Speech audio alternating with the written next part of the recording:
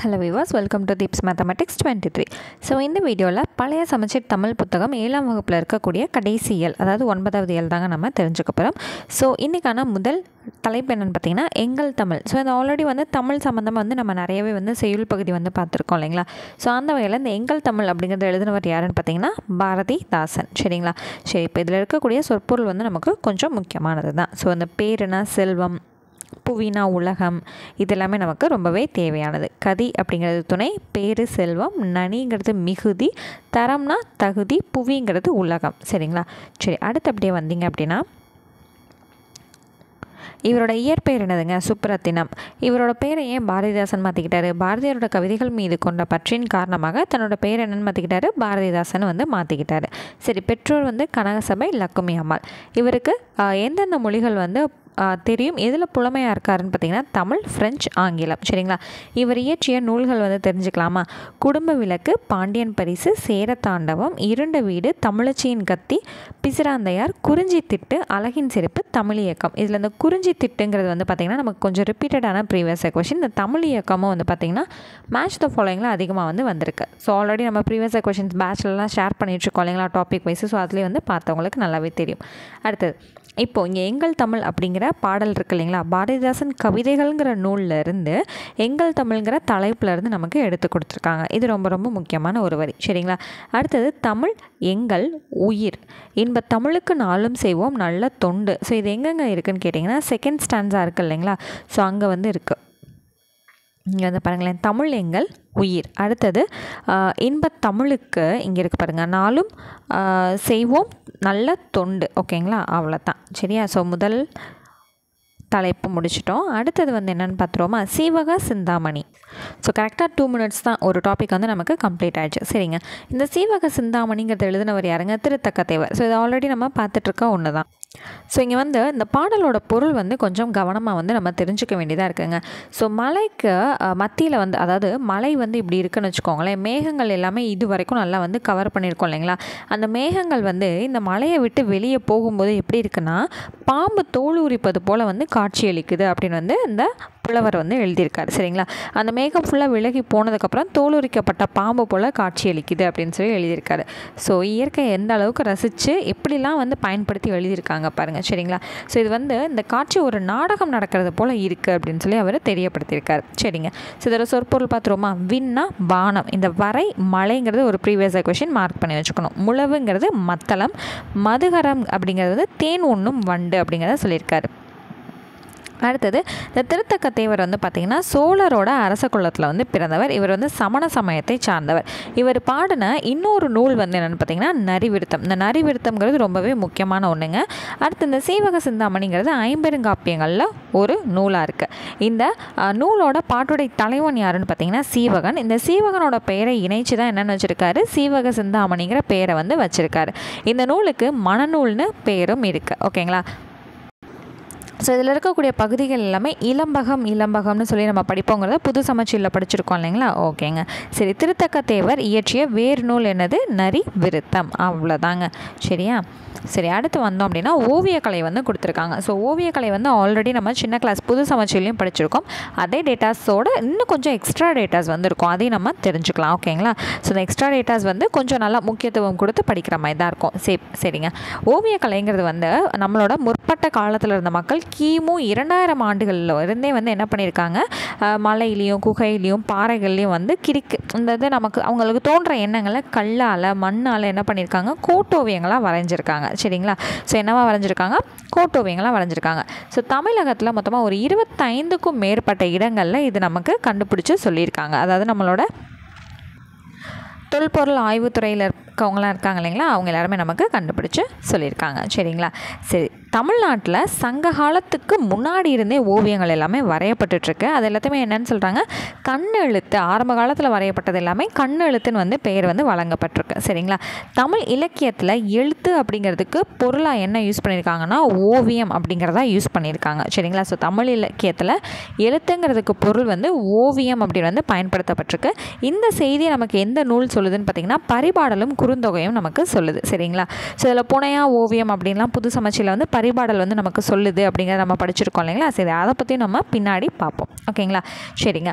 பழங்கால மக்கள் வந்து சித்திர எழுத்துக்களால் வந்து என்ன பண்ணியிருக்காங்கன்னா கருத்துக்களை புலப்படுத்தியிருக்காங்க. ஸோ அந்த பழங்கால மக்கள் சித்திர எழுத்துக்களை பயன்படுத்தியிருக்காங்கிறது நமக்கு ரொம்ப முக்கியம். சரிங்களா? ஸோ பரிபாடலும் குறுந்தொகையும் எழுத்து அப்படிங்கிறது ஓவியங்கிறத தெரியப்படுத்துறதுங்கிறது ரொம்ப முக்கியம்.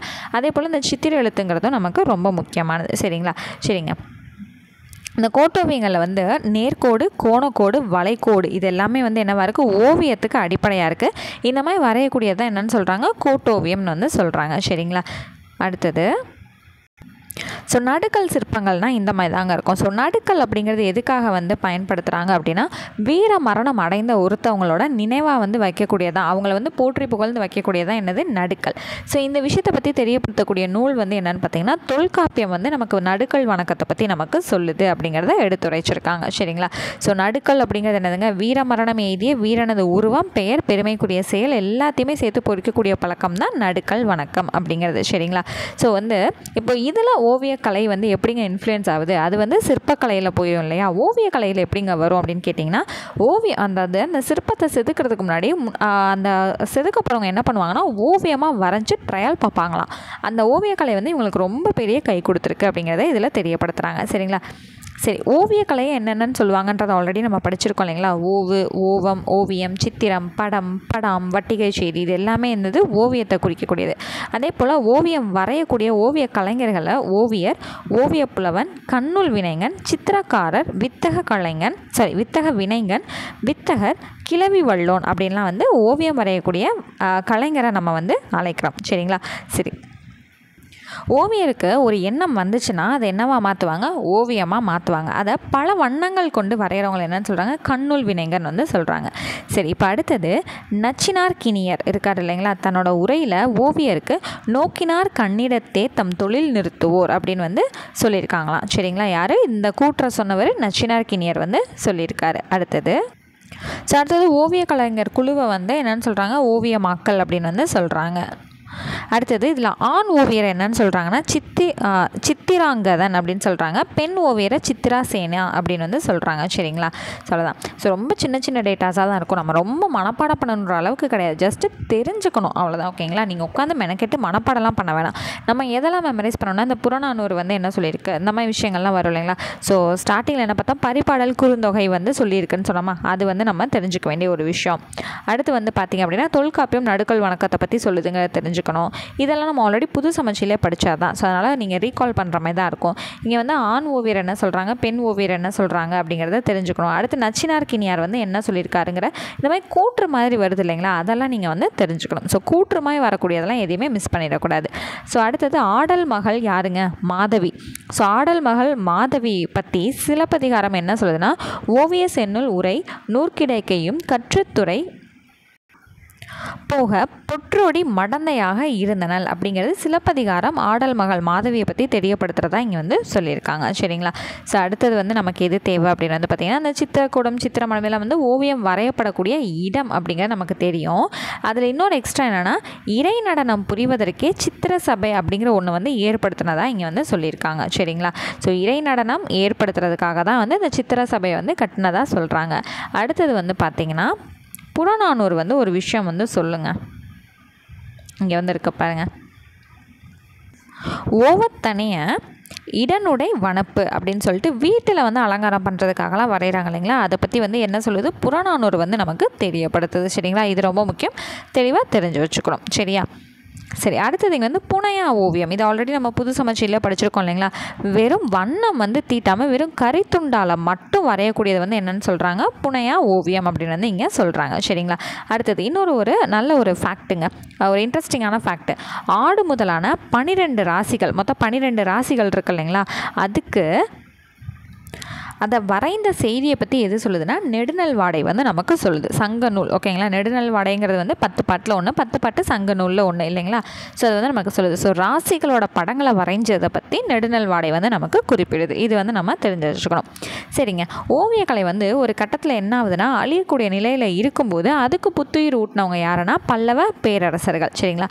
அதில் ரொம்ப முக்கியமானவர் யார் அப்படின்னு பார்த்தீங்கன்னா முதலாம் மகேந்திரவர்ம பல்லவன், கிபி 7ஆம் நூற்றாண்டை சேர்ந்தவர். ஸோ இதை பற்றி ஆல்ரெடி நம்ம ஒரு லெசன் வந்து படிச்சிருக்கோம். ஸோ அங்கே என்ன படிச்சிருப்போம்னா மாமல்லபுரத்தை பற்றி நம்ம வந்து இவங்களை பற்றி நம்ம படிச்சிருப்போம்.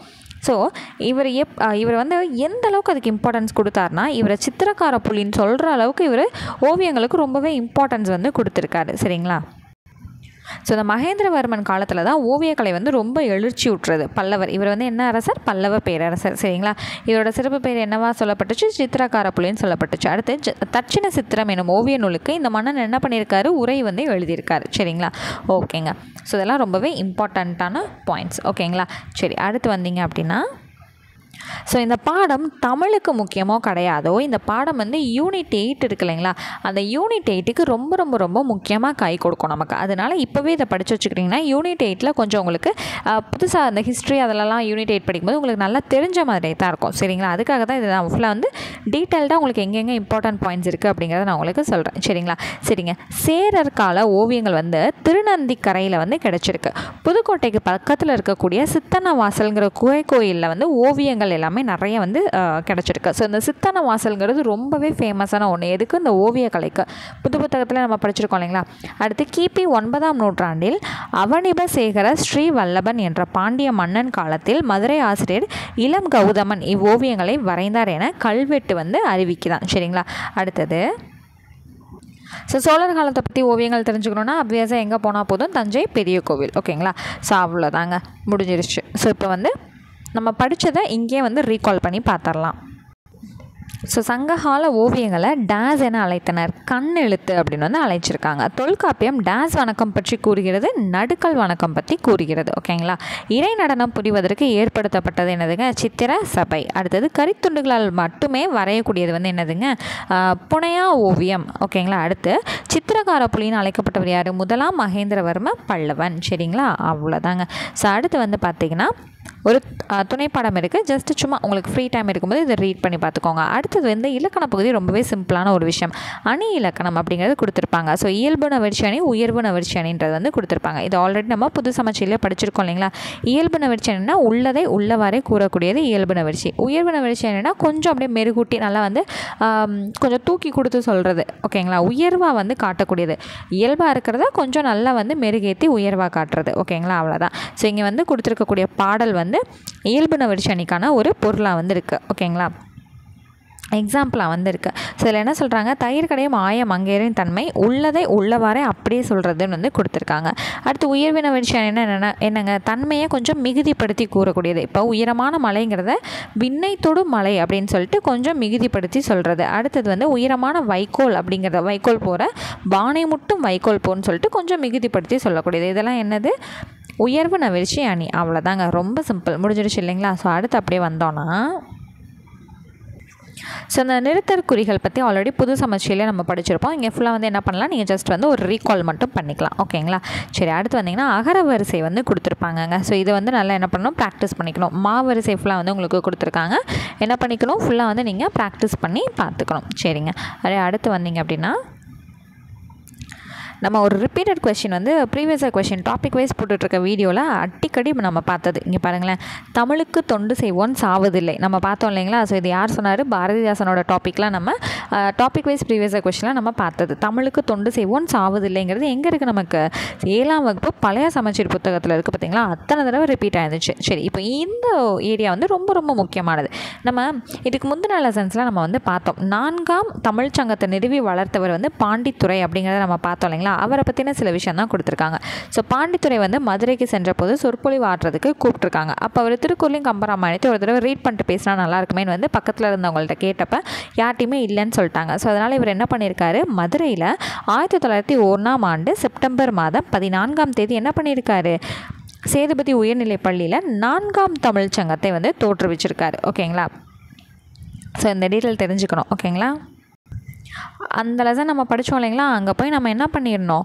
1901ஆம் வருடம் செப்டம்பர் 14ஆம் தேதி இதை வந்து பாண்டித்துரை வந்து தோற்றுவிச்சார் அப்படி இந்த மதுரை பற்றின பாடம் தூங்காநகரம்னு படித்தோம் இல்லைங்களா? அதில் போய் நீங்கள் எழுதி வச்சுக்கணும். ஸோ அடுத்தது தமிழுக்கு தொண்டு செய்வோன் சாவதில்லை அப்படின்னு சொல்லிட்டு பாரதிதாசனோட கூற்று, இதையும் வந்து தெளிவாக படிச்சுக்கணும். சரிங்களா? ஸோ அடுத்தது வந்து கல்லும் மலையும் குதித்து வந்தேன், பெருங்காடும் செடியும் கடந்து வந்தேன், எல்லை விழுந்த சமவெளி எங்கும் நான் இறங்கி தவழ்ந்து வந்தேன். ஸோ இந்த பாடல் வந்து கவிமணி எழுதினது. ஸோ இது ஆல்ரெடி புது சமச்சீரிலே வந்து இந்த தண்ணி பன்னீர் பாடத்தில் வந்து நம்ம படிச்சிருப்போம் இல்லைங்களா. சரிங்க, அடுத்தது எழுவர் கொடுத்த கொடை அப்படிங்கிறது, அதாவது 7 வள்ளல்கள் இருக்காங்க இல்லைங்களா, அவங்கள பற்றி மு வரதராசனார் வந்து தமிழ் நெஞ்சத்தில் சொல்லியிருக்காரு. சரிங்களா. ஸோ இது சிம்பிளாக நான் உங்களுக்கு இந்த இடத்துல சொல்கிறேன். இந்த 7 தான் வந்து உள்ளுக்குள்ளே இருக்கும். ஓகேங்களா. இதை கொடுத்தவங்க யாருங்கிறதான் உள்ளே இருக்கும். நான் இங்கே சிம்பிளாக சொல்லிடுறேன். ஸோ முல்லைக்கு தேர் கொடுத்தவர் பாரி, இங்கனக்குள்ளே எழுதி வச்சுக்கணும். சரிங்களா.